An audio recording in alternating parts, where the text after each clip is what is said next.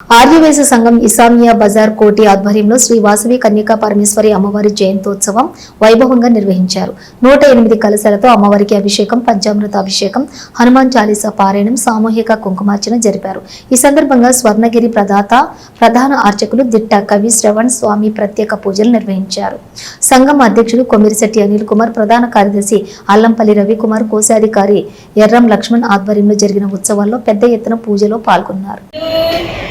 మందు ప్రాణమానములందున బొంకు చూడముల పద్మమమ్మ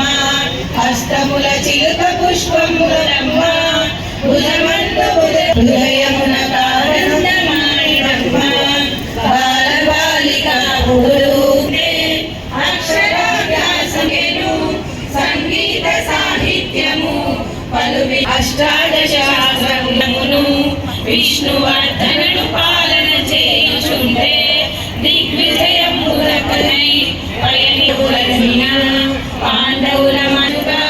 వీరచెనమ్మ పెనుగొండించుటకునై కన్యతోడుగనేగను కుసుమార్య వేడుకలు చేయుచుండే కన్యగా కిమ్మడు రారాజు రాయమాలురంతా రాజుకు బుద్ధులు దైవాంశమున పుట్టెను మానవుడవయ్యే మా వైశ్యకుల కాంతను కోరుట ధర్మం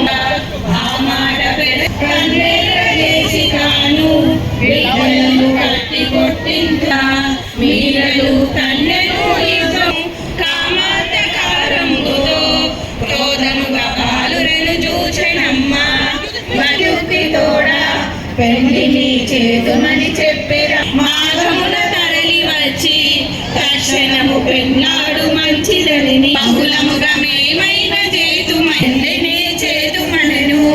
కామాంధకారముతో మెచ్చుకొనును మరియును బావి వలసలు గలిపెను